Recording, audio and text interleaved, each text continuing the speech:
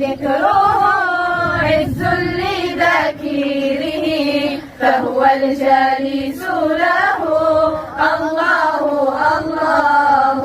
نحن العابد له بذكره شرف لنا وفخر العبد مولاه. سيد عمود سيد عمود ارزقني واعطيني بيت وسيارة وسفرني واريد 4 نسوان خدامات، اريد 4 نسوان خدامات يمي اذني. اللهم صل على محمد وعلى محمد.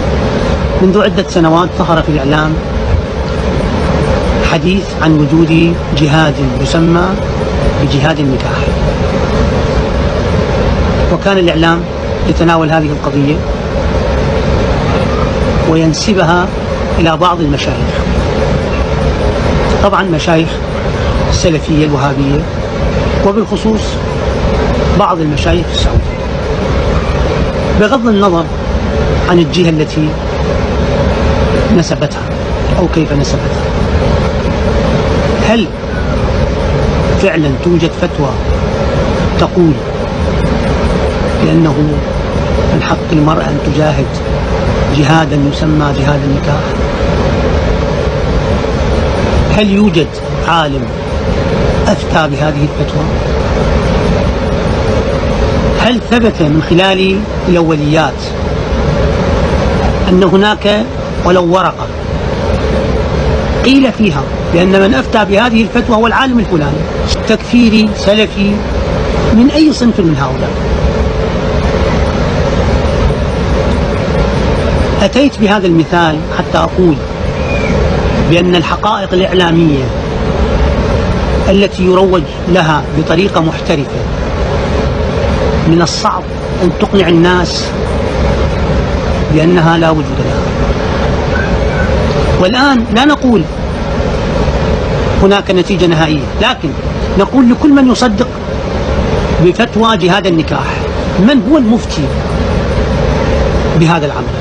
أعطونا اسم المفتي. هل أفتى العريفي، العرعور، العودة؟ هل أفتى أحد علماء مصر من الوهابية، خويني، غيره؟ من هو المفتي؟ من هذه القضية يجب أن نعلم بأنه الحقائق الإعلامية وقعها في النفوس أقوى حتى من الحقائق العلمية، لأن الناس أصبحت تتعلم الحقائق من الإعلام. مثلا كان عندنا احنا في قوم عندنا يعني خاف الأخوة ينكرون في منظمة بدر، حتى ما أذكرهم أم رحيم، أم عيسى التركمانية، خانم بور، خانم شيرين، هاي خانم سوزان، هذا كان يعني متعة، جهاد المتعة. وحتى أم رحيم كانت ما تلحق، يعني ماكو، تقول متعتك نفسي على المهر المعلوم 500 تومان وعلى المدة المعلومة ربع ساعة. يقولوا لها أم رحيم شو ربع ساعة؟ تقول المجاهدين لازم يسرع. هذا مو كان جهاد المتعة، نكاح المتعة؟ هذا كان لو تنكروه. وغيره وغيره، وأمور كثيرة صارت مثبتة يعني يعرفوها منظمة بدر ويعرفوها البدرين من أنفسهم. أنا كلب الرقية، أنا كلب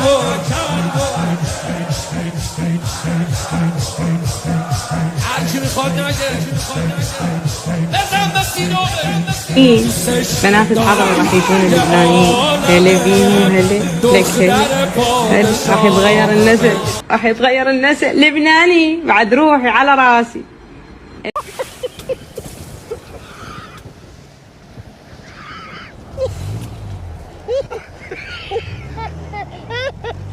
اي واحد يريد يجي او اي واحد يعرف احد يريد يجي، اخوتنا اللي جايين من لبنان كل الهلا بيكم، وبيت حنين يرحب بيكم. اللي يريد سكن موجود بيتنا. اطلع غدير اختي من الغرفه وقاعده مكانها. الله دقت ساعه الزحف، لا رجوع، الى الامام، الى الامام.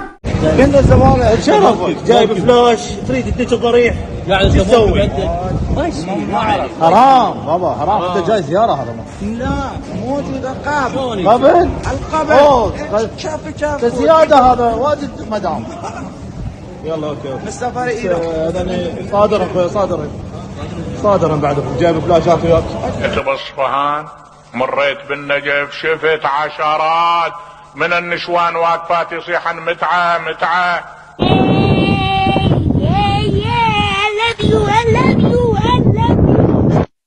واحد زحفني زحف شريف والله العظيم ما شرفاء زحفنها اي والله باوع لي هيك شيء وقال الله يستر على عيونك شيء لا سفري اي والله يعني هسه تحت تبغى اسولف بها الساعه والله الصبح لا عجبني الولد عجبني شوفوا يعني انت جايب نية زيارة والله مو طلعت ندخل صوتنا انا جايب نية زيارة اتحداك جيب لي سنيه فاتحه بيت مباشر والله مرات يجوني يعاتبوني ابو فاطمه ليش بس تحكي على ربعك الشيعه يابا مو خزونه خزنا بالعباس خزنا هاي منين اوي هن بهذول العارات ثلاثتهم هذا العارات ثلاثتهم ذولا شوفهم صورهم وهم زين اقول لها ليش خويا وانت هذا شهر رمضان وتتموعين تقول لها عديش اختك ما تروح للسوق قلت لا والله ما تروح انا راح اسوق زين لعد مرتك ما تسولف قلت وين السولف ادب سز اذا انت فاتحه بيت مباشر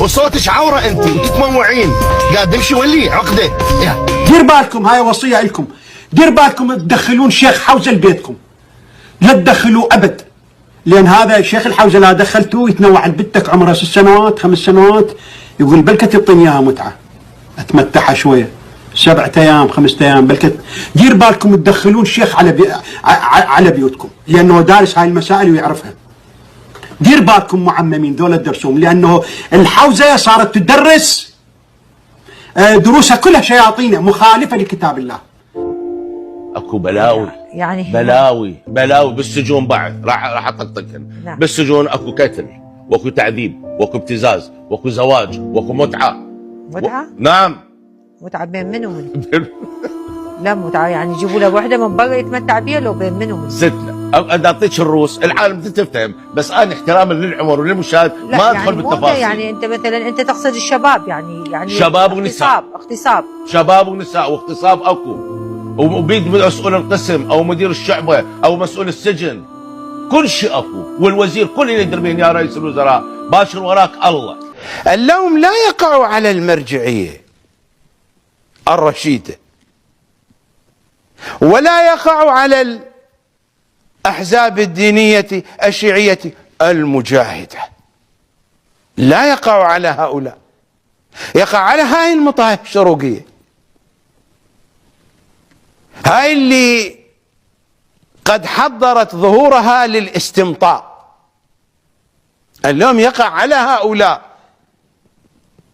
اللي يلقى له مطي يركب ليش التعب والممشى هم لو لاقين اوادم